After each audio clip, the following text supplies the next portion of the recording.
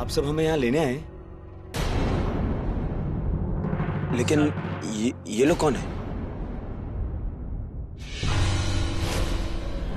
पापा, मम्मी, विशाल भैया, भाभी, रिहान, ये क्या कर रहे हैं आप लोग? छोड़ो उन्हें, मैं पकड़ से।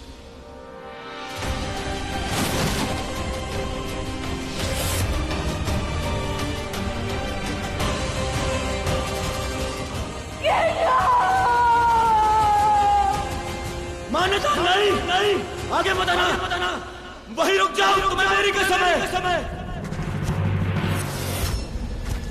राज नहीं बताया तो काट तो सबको।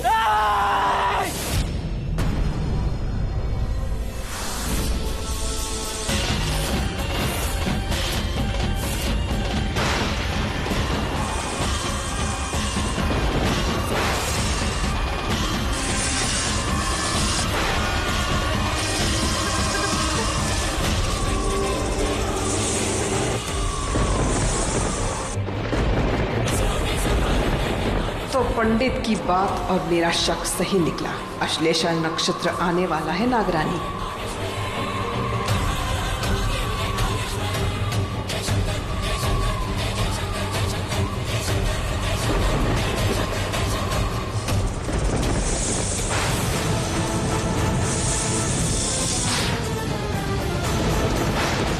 मान्यता,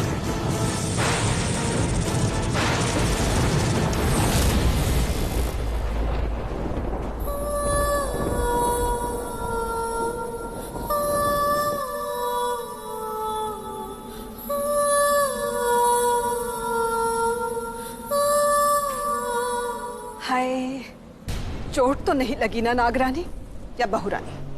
क्या कहूं मैं तुम्हें? नागरानी तो नहीं कह सकती। तुम नागवंश की राजकुमारी हुआ करती थी, बट तुमने इस केशव, एक इंसान से प्यार करके अपने पूरे नागवंश की नाक कटा दी। चौंक गई कि ये बात मेरे कानों तक कैसे पहुंची।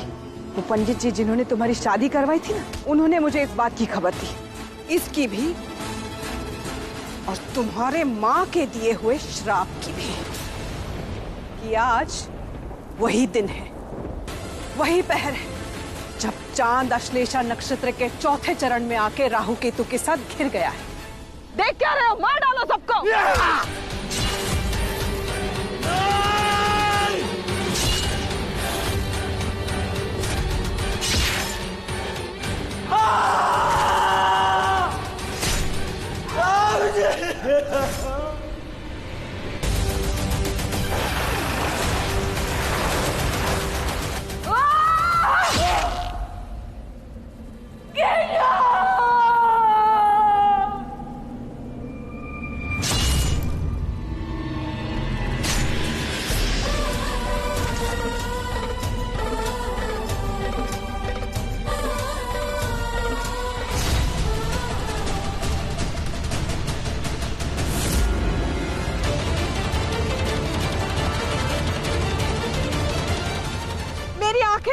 क्या हुआ भाभी, फूट गई क्या?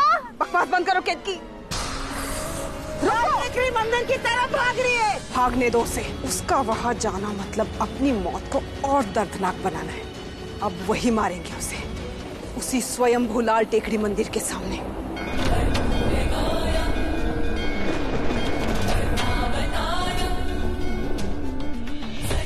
हे भोलेनाथ, आपके स्वयंभू मंदिर ने हमेशा से ही मुझ पे कृपा की है। आज भी मुझ पे दया करो प्रभु, मेरी बच्ची को बचा लो प्रभु।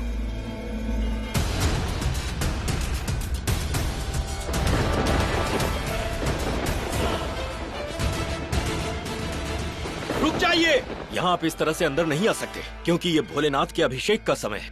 अरे पंडित जी, आप भोलेनाथ का टाइम टेबल क्यों बता रहे हैं? मंदिर में इसकी जगह नहीं है।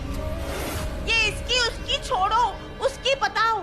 बहुत खतरनाक औरत है, इच्छाधारी नागिन है वो, जिसे हमें मारना है। नहीं, ऐसा अनर्थ इस मंदिर के अंदर कभी नहीं होगा।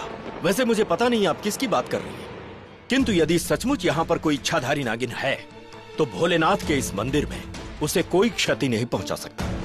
अरे यार पंडित, तुम्हारे ये भोलेनाथ जी बार बार बीच में क्यों आ रहे हैं? क्योंकि ये उनका स्वयंभू मंदिर है और ये जो हैं ये सब इस मंदिर के रक्षक हैं। और याद रखो, जो कोई नागों को या उनके बच्चों को मारता है उस पे अश्लेषा नक्षत्र भारी होता है। उनकी आने वाली 3 पीढ़ियां इस दोष से पीड़ित होती हैं। दीदी, क्या हमारे बच्चों पे अश्लेषा नक्षत्र भारी पड़ जाएगा? क्या शिव जी की तीसरी आंख हम पे खुल जाएगी? उनकी आंख को छोड़ो और अपना मुंह बंद रखो। पता नहीं वो नागिन कहाँ चली गई है। वो रही, पकड़ो उसे। पकड़ो उसे।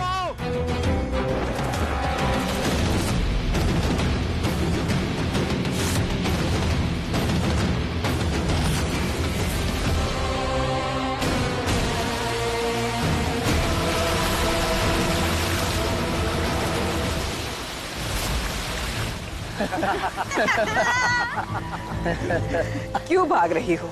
मौत से कोई बच पाया है? मैं तुम लोगों के हाथ नहीं आऊंगी। बच्ची दे हमें। बच्ची दे। नहीं दूंगी मैं बच्चे तुम सबको। और सुन लो तुम सब लोग, चुन चुन के मारूंगी मैं तुम सबको। तुम सबको अपनी किए की सजा जरूर मिलेगी, याद रखना। मैं एक नागिन हूँ, नागिन हूँ मैं। एक एक से बदला लेके रहूंगी मैं। सुना तुम सबने? एक एक से बदला लेके रहूंगी मैं। एक एक से बदला लूंगी।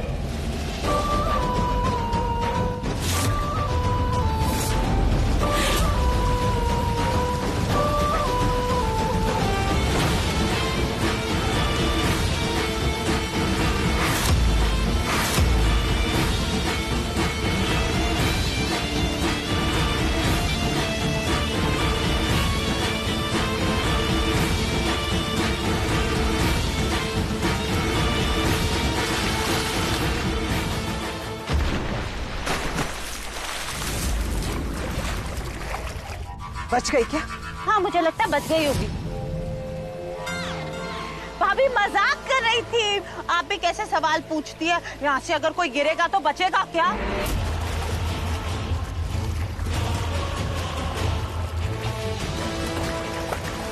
मैं नागिन हूँ, नागिन। चिल्लाने से क्या होता है? इस मान्यता की तो सुपर पावर्स भी नहीं।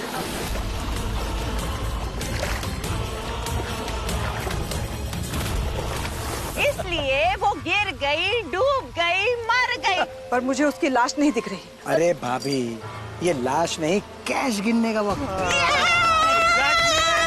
एग्जैक्टली। नाना भाई और उस केशव के मरने के बाद सब कुछ आकाश भाई का तो है। और नाना भाई ने ऐसी विल लिख के अपनी दरिया दिली दिखा दी है। और उसकी बहू ने दरिया में कूद दी।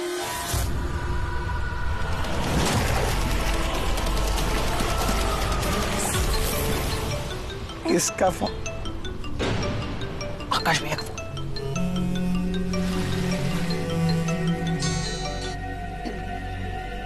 आकाश, आकाश, तुमने केशव भाई की फैमिली को कहाँ छोड़ा? तुम्हें पता है लुटेरों ने उन पर हमला कर दिया।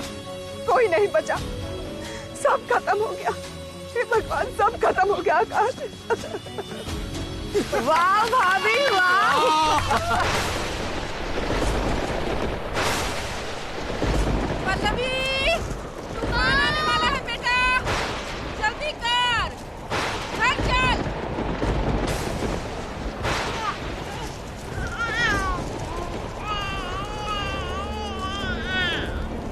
माँ, वो देखो।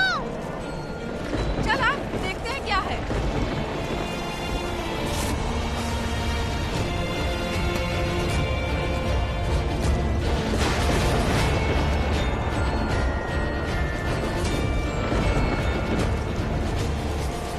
जिंदा है ये तो अभी। अरे कोई सूखा कपड़ा है क्या? ये लो, बच्ची को जल्दी से इसमें लपेट दो, वरना बच्ची बीमार पड़ जाएगी। हाँ।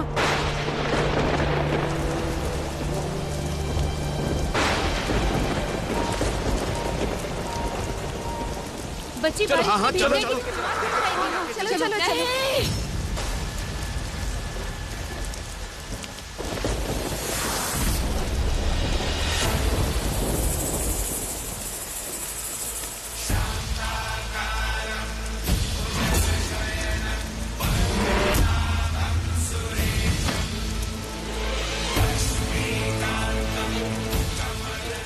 कुछ नहीं होगा इसे, कुछ नहीं होगा इसे।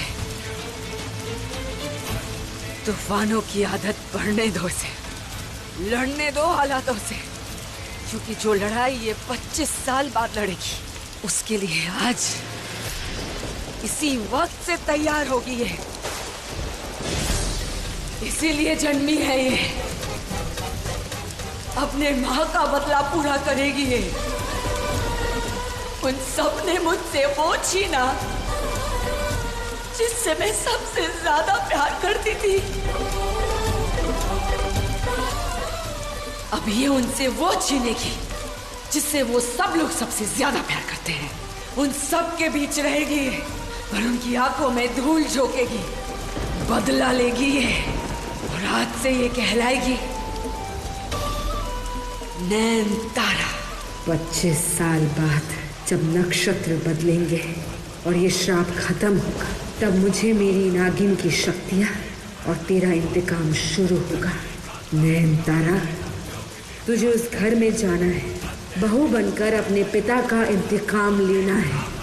तुझे बनना है नागरानी की बेटी, तुझे बनना है नागिन, क्योंकि नागिन अपना इंतकाम कभी नहीं भूलती।